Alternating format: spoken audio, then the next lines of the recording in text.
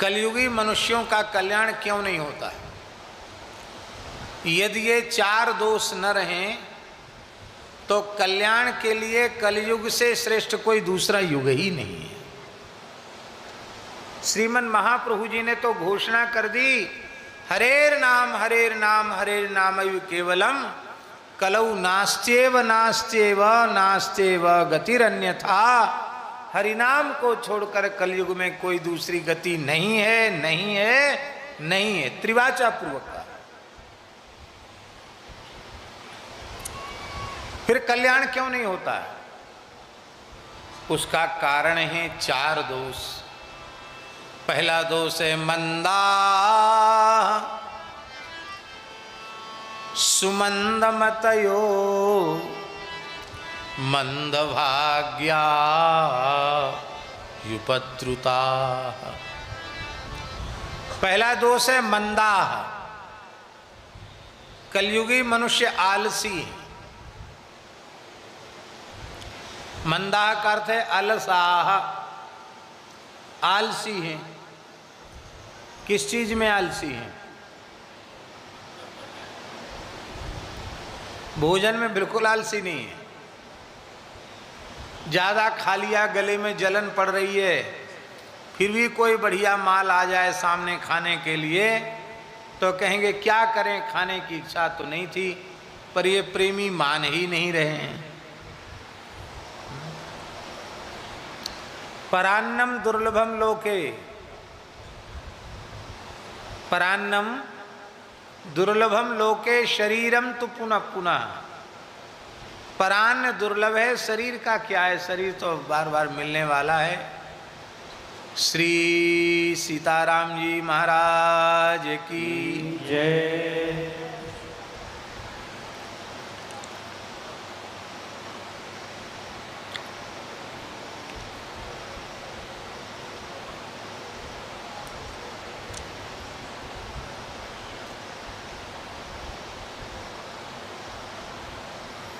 तो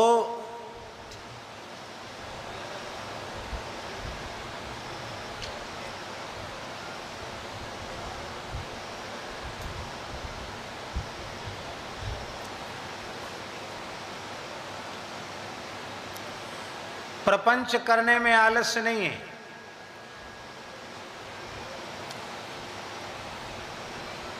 अमूल्य समय को नष्ट करने में आलस्य नहीं, खूब सारी समय को नष्ट करते हैं।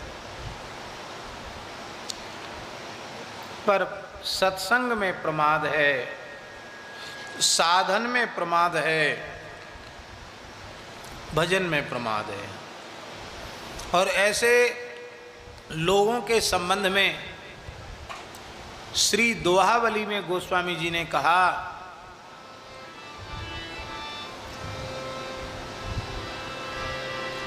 क्या कहा?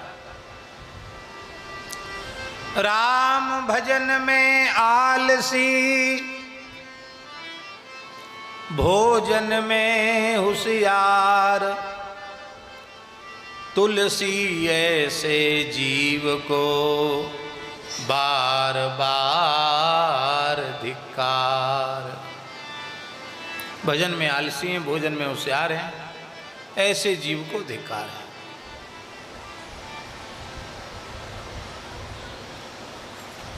गंगा किनारे गाजीपुर में एक भगवत प्राप्त जीवन मुक्त महान योगीराज सिद्ध संत विराजते थे। परमहंस जी के नाम से प्रसिद्ध थे। गंगा किनारे स्थान था। भारतवर्ष के कोने कोने से महात्मा उनके पास पहुंचते थे योग साधन के लिए, अथवा कोई भी साधना बताओ हमारा कल्याण कैसे हो। तो उनके यहाँ दो तरह की पंगत होती थी माता जी, परमहंस जी के यहाँ। एक वे जो भगवत प्राप्ति का साधन करना चाहते हैं, योगाभ्यास करना चाहते हैं, उनके लिए एक पंगत होती थी। और एक साथ ही पंगत बैठती थी। और दूसरी पंगत ऐसी अपना खाली तिलक लगाते, माला फेरते, जितना हुआ उतना किया, नहीं किया नहीं किया। एक पंगत ऐसे लोगों के लिए होती थी, हमारे जैसे लोग जो रोटी राम हैं उनके लिए एक पंगत होती थी। तो जो साधकों वाली पंगत होती थी, जो साधन की इच्छा से आए हैं, उनको एकदम पतली खिचड़ी, मामूली नमक, बघारना बिल्कुल नहीं, मामूली हल्दी, खाली उबाल के धर देना बस। और वो भी है नहीं कि भरपेट, एक एक डंकी मिल गई बस पर्याप्त है, इससे ज़्यादा खिचड़ी नहीं। वो भी गाढ़ी खिचड़ी नहीं, पतली पीने वाली खिचड़ी। शाम को छिलका वाली मूंग की दाल एक एक कटोरी बस। ये था जो साधन भजन करने की इच्छा से आए हैं उनका आहार। मिठाई नहीं, घी नहीं, तेल नहीं, मेवा नहीं, पकवान नहीं, कुछ नहीं। अच्छा, और जो साधुओं की पंगत होती थी उसमें बढ़िया सुंदर सुगंधित चावल, घी पड़ा हुआ, अच्छी गाढ़ी दाल, हाथ फिरा हुआ फुल्का, साग, कभी तस्मई बन रही है, कभी गुलाब जामुन, कभी जलेबी, कभी मालपुआ, इस तरह से बदल बदल के भंडारे होते थे। तो पकवान, उनको दक्षिणा भी मिलती थी। और जो साधक होते थे ना उनको दक्षिणा, न कपड़ा और न ठीक। अच्छा, भोजन एक साथ कराते थे। अब सामने बैठा हुआ खीर मालपुआ उड़ावे और सामने बैठे हुए व्यक्ति को खाली पतली खिचड़ी खाने को मिले, बेचारा कहाँ तक धैर्य धारण करे। 4-6 महीने में कहीं उठकर उस पंगत में बैठ गया तो फिर महाराज उसको साधन नहीं देते थे। 1 साल, 2 साल, 3 साल तक ऐसी खिचड़ी खाओ और बस राम राम करो, मौन रहो। इसके बाद लायक समझते थे तो साधना देते थे उसको। और वहाँ आके पंगत में बैठ गए तो बोले बस ठीक है, तिलक लगाओ, राम राम करो, मानसी पढ़ लो, बस हो गया। तुम्हारे लिए कोई ज़्यादा साधन नहीं, तुम साधन के योग्य ही नहीं। भोजन में प्रमाद नहीं है, भजन में प्रमाद है, सत्संग में प्रमाद है। क्या कहें, कहने में संकोच होता है, लेकिन कोई एक सत्पात्र तो स्वीकार करेगा, इस भाव से कहा जा रहा है। अष्टौ ग्रासाः मुनेर ग्राह्याः। हमारे यहाँ शास्त्रों में लिखा है जो ग्रह त्याग कर चुके हैं, मुनिवृत्ति से जो अपना जीवन यापन करते हैं, उनको 24 घंटे में 8 ग्रास ही भोजन लेने का अधिकार है। कितना? तब कहेंगे हम ग्रास तो बना लेंगे, एक रोटी का 1 ग्रास मान लेंगे, तो 8 रोटी तो कम से कम पाने को मिलेगी। ये चतुराई नहीं चलेगी।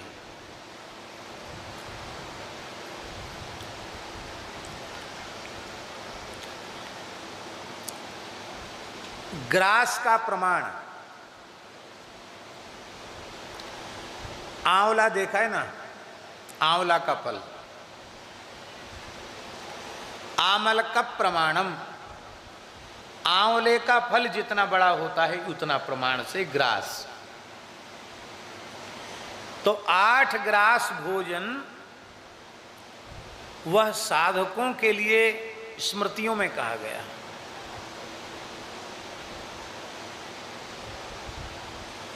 हमारे पूज्य गुरुदेव श्री पहाड़ी बाबा महाराज समर्थ महापुरुष, उच्च कोटि के महान योगी, महान सिद्ध संत थे।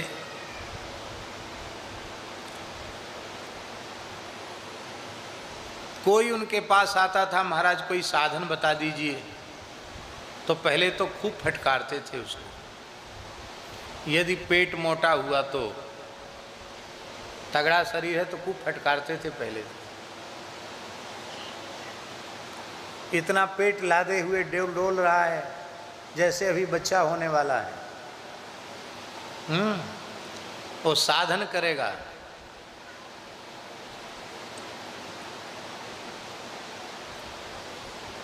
वहाँ की स्थिति माताजी ऐसी थी कि दुबला पतला हो जाए तो खैर नहीं, खाक चौक में, और मोटा हो जाए तो खैर नहीं, एकदम शरीर ठीक रहना चाहिए, इकहरा शरीर। और हम ये लोग सब संत जानते हैं, हम जब तक खाक चौक में थे, पूज्य गुरुदेव सदैव विराजमान थे, तब तक हमारा शरीर भी कहीं से मोटा तगड़ा, एकदम इकहरा शरीर। बाल भोग वहाँ बनता नहीं था, ब्यारू वहाँ एक एक रोटी या ज़्यादा मूर्ति बनकर तो एक में से भी आधी करके दी जाती थी। हमारे त्यागी जी तो यहाँ बैठे हैं, शाम को थोड़ा थोड़ा दूध मिलता था, दोपहर में केवल एक समय प्रसाद। कोई बीमार नहीं पड़ता था, ज़्यादा खाएंगे तब ना बीमार पड़ेंगे, और जो बीमार पड़ जाता था वो डर के मारे कहता नहीं था कि हम बीमार हैं। क्यों? धोखे से यदि उसके मुंह से निकल गया कि आज तबीयत ठीक नहीं है, तो उसको कमरे से बाहर निकलने नहीं देते, और बीच बीच में कहते इसको गर्म पानी पिलाओ, भोजन इसका बंद, क्योंकि लंघन ही सब रोगों की दवा है। तो बुखार आने पर भी लोग डर के मारे कहते नहीं कि हमको बुखार आ गया, नहीं तो एक समय की पंगत से भी चले जाएं।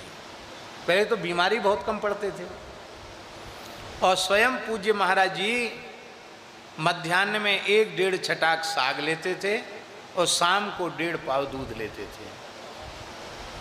यह आहार सन 1942 से लेकर 2003 तक उनका यही आहार रहा।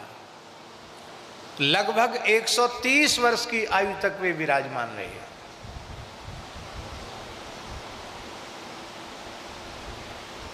तृतीय पहाड़ी बाबा जी महाराज तो ऐसा नहीं कि वो खाली दूसरे में कठोरता करते हो, स्वयं में उनका जीवन इतना संयमित और इतना सावधान था। और यह बात बिल्कुल सत्य है, शाम को भरपेट ब्यारू कर लेने वाले लोग नहीं उठ सकते हैं सवेरे।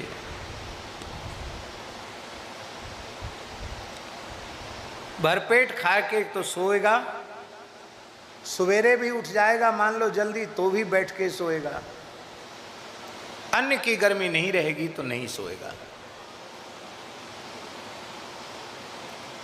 श्री वृंदावन बिहारी लाल की। ये पहला दोष है, भजन में प्रमाद, भोजन में बिल्कुल प्रमाद नहीं। न सोने में प्रमाद, न भोजन में प्रमाद, भजन में प्रमाद, सत्संग में प्रमाद, साधना में प्रमाद। दूसरा दोष है सुमंद मतयः। महापुरुषों के चरणों में बैठकर गीता भागवत रामायण की बढ़िया बढ़िया बातों को सुनने के बाद भी अपने व्यक्तिगत जीवन में कोई फर्क नहीं पड़ता, जैसे पहले थे वैसे ही हैं। इसको कहते सुमंदमती। सत्संग का प्रभाव जीवन में न होना, ज्ञान भक्ति वैराग्य का हृदय में उत्पन्न न होना, इसको कहते सुमंदमती। तीसरा दोष है माता जी मंद भाग्या। मंद भाग्य का अर्थ होता है कि भगवान की कृपा से ऐसे ऐसे महापुरुष हम लोगों को अपने जीवन में मिले जो पूर्ण भगवत साक्षात्कार संपन्न थे।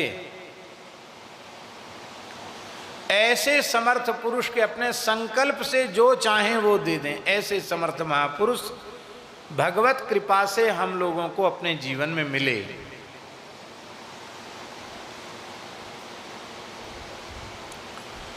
ऐसे ऐसे महापुरुष हम लोगों को अपने जीवन में मिले।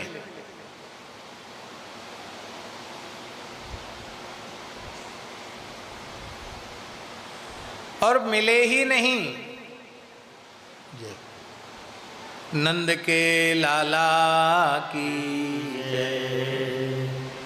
नंदगांव, हमारे ब्रज में नंदगांव है ना, नंदगांव के गोसाई जी ठाकुर जी के श्रीअंग से। तो राम जी तीसरा दोष है मंद भाग्य।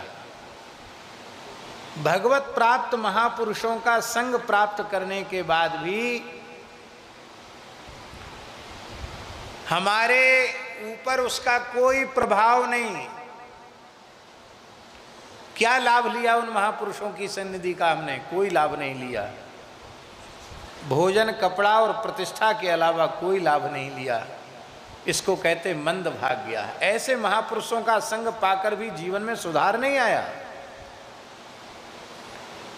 और चौथा दोष है उपद्रवग्रस्त जीवन। इतने तरह के व्यसन, इतने तरह के प्रपंच हमने अपने जीवन में पाल रखे हैं कि उनके कारण हम परमार्थ पथ के पथिक नहीं बन पाते हैं।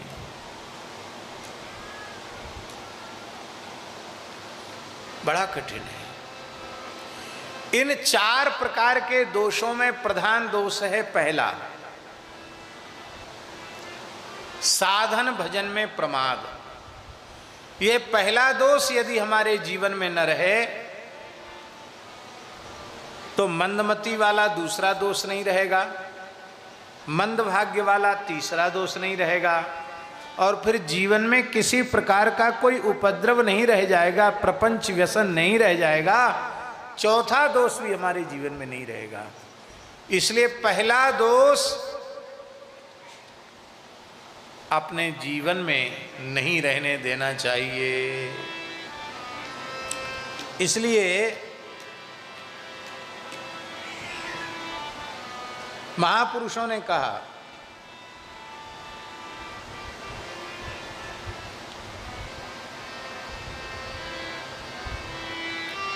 जय जय श्री राधे।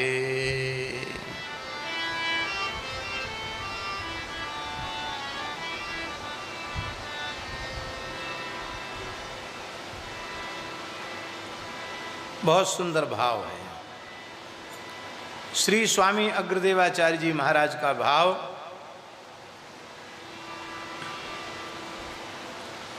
आग लगनते झोपड़ा जो निकसे सोला, आग लगनते झोपड़ा जो निकसे सोला, जो निकसे सोलाव चेत मानुष तन चोरी, जो निकसे सोलाव चेत मानस तन चोरी, बेलेखे की श्वास जात आवत न बहोरी, बेलेखे की श्वास जात आवत न बहोरी, ज्यों कर अंजुली माही घटत जल थिर न रावे, ज्यों कर अंजुली माही घटक जल थिर न रावे, कर आतुर हरि भजन साखी काया ध्रुव जावे, कर आतुर हरि भजन साखी काया ध्रुव जावे, अगर कहाँ लग थे गरी दीजे फाटे आव, अगर कहाँ लगी ठेगरी दीजे फाटे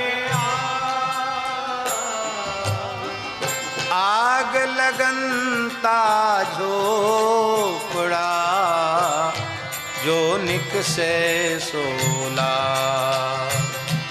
आग लगनता झोपड़ा जो निकसे सोला, आग लगनता झोपड़ा जो निकसे सोला, आग लगनता झोपड़ा जो निकसे सोला।